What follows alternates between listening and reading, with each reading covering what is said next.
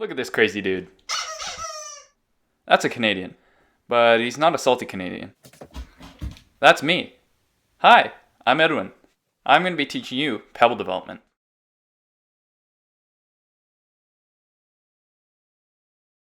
Who's ready for another high-quality tutorial by Edwin Finch? I sure am! Hey guys, welcome back to the Pebble development tutorial series. Today, in this tutorial, we have a fairly easy going here.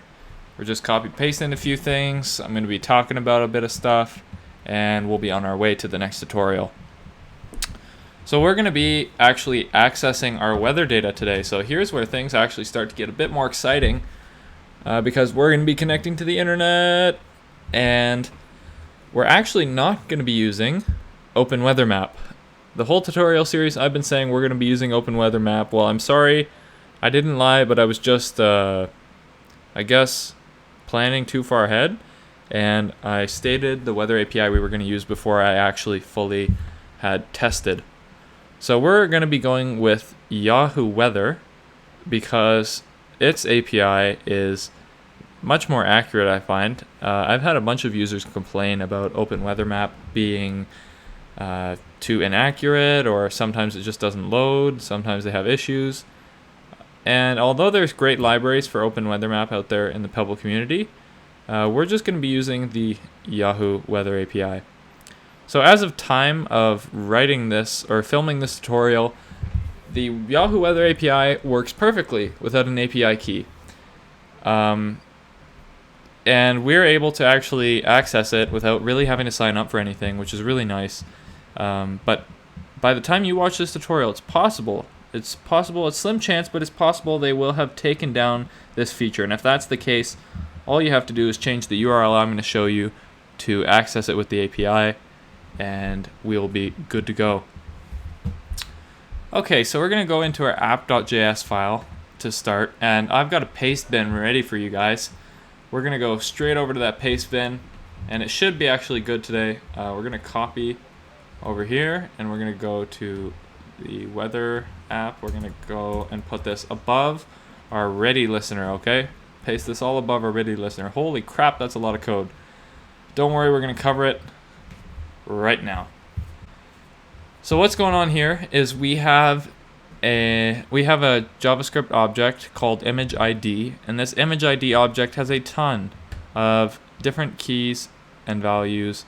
So what's going on here is the Yahoo Weather API passes you a number that represents the type of weather, or the condition, sorry, that is occurring.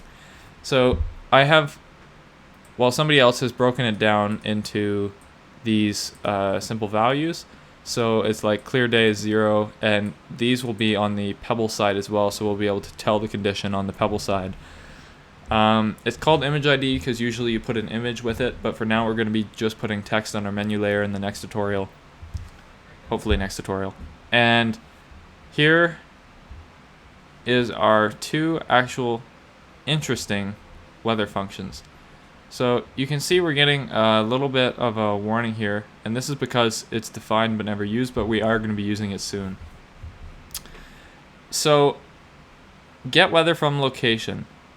So before we jump into this get weather from location, we're going to have to learn about the get weather from WoID function.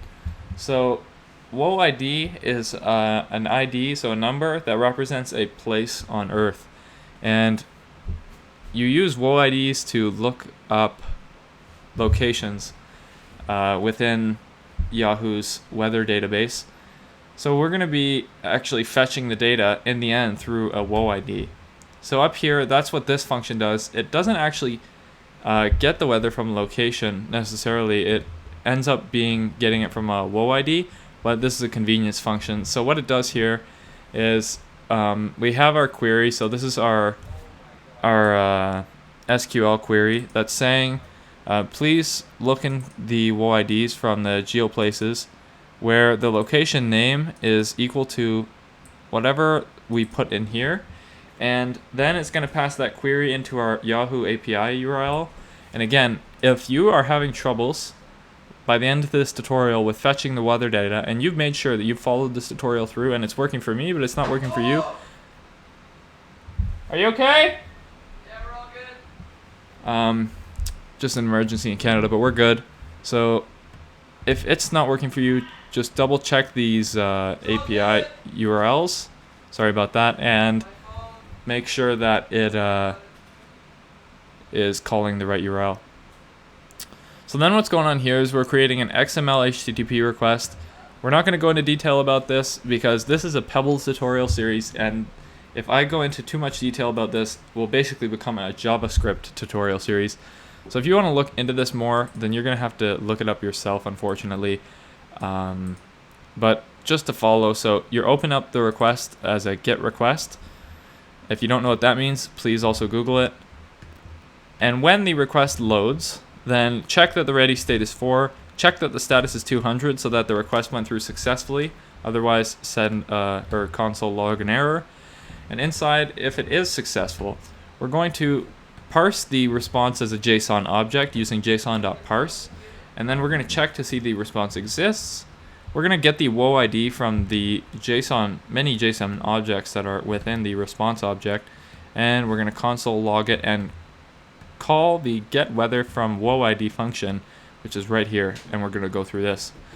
So this is the same structure basically. We're grabbing the condition from the weather forecast where the WOA ID is that, putting it into the API call, opening a request on load, same thing, 200, parsing the response JSON object, checking it exists, and then here's where it gets more interesting.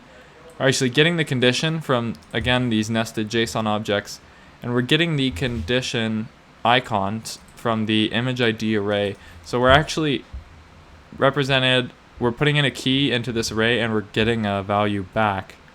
And that's what's going on here. It's called icon because that's the image that you normally put. It logs all of this crap, and then it also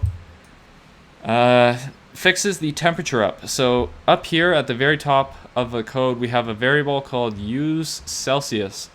That's pretty self-explanatory. If it's true, then it will convert the temperature to the best temperature scale, which is Celsius. Who doesn't love a good biased opinion? Now anyway, then we make this message JSON object. We put the icon in there, we put the temperature in there with the fixed temperature, and then we send it to the Pebble with pebble.sendappMessage. Perfect! Now we have run through that real quick. We have our app.js set up, but we do not have our actual definition set up in our app message keys. So we're going to hop over to our settings again. We're going to go down to our app message keys. We're going to delete our test key here, I know, faithful test key. But we're going to actually include a new key called icon and a new key called condition. Temperature. Okay? And you can see that relates to the app message or the app.js because the icon is the icon or the condition and the temperature is the temperature. Then we're also going to make one more app message key called getWeather, okay? And we're going to leave these. And I've actually learned something, so I played around and I've been looking through some documentation. And I don't know how this went over my head. I guess it was because I was way too busy at school. But we actually can simplify what we did earlier. So remember how we typed 10,000 in here? Well, that was just silly because you can actually now fetch your message keys by appending this string message underscore key underscore in all capital letters, and then the message key, the app message key that you want to define. So let's say we want to write the getWeather. This is all we have to do. Literally this. It is that simple, okay? So we just type in the message key like beforehand, and then we type in the app message key that we typed in there in the exact format, and it represents it. So we can change the value in there or whatever, and it will do us some pure magic.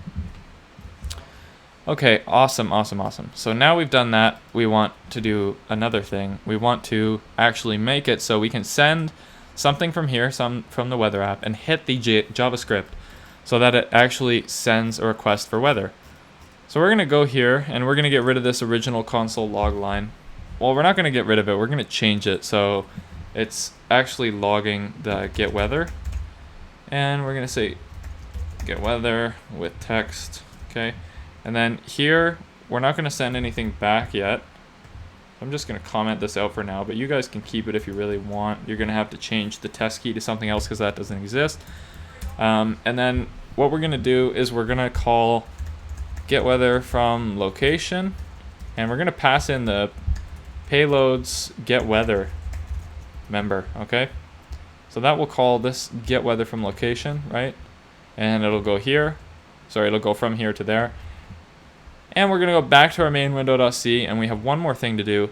We're gonna change this dict write uint16 to dict write cstring, and that's gonna let us write a string. So we're gonna just write our favorite city in here. Who doesn't love a good weekend in Toronto?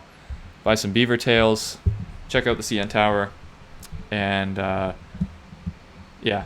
Anyway, so then we're gonna click run, and what we should get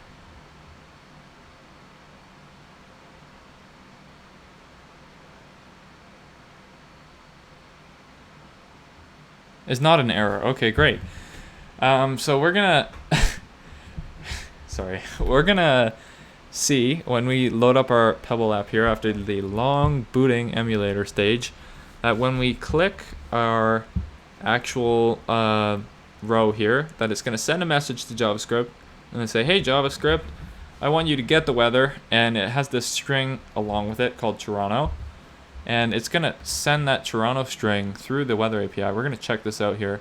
So since we've logged it, we can't actually see it on the screen, but we're gonna click compilation and go to app logs and cross your fingers. Okay, look at that. That's what I'm talking about. Here we have our Pebble JS app doing the work for us. So it's saying it got the get weather request with that string successfully. And then it logs all of our queries here, and then in the end it says, yep, the temperature is 78 degrees Fahrenheit.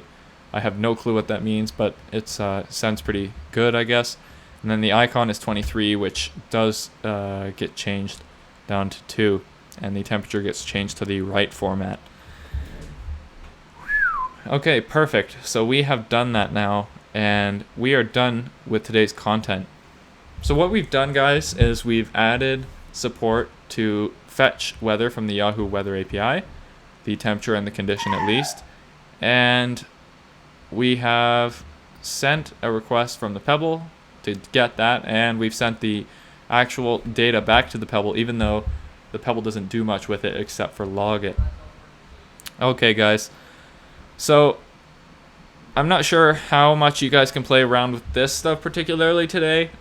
You guys could look into checking out what is inside of the weather object, and feel free to play around with the app message keys, get familiar with the syntax, and we'll see you in the next tutorial. Thanks for watching. Bye bye.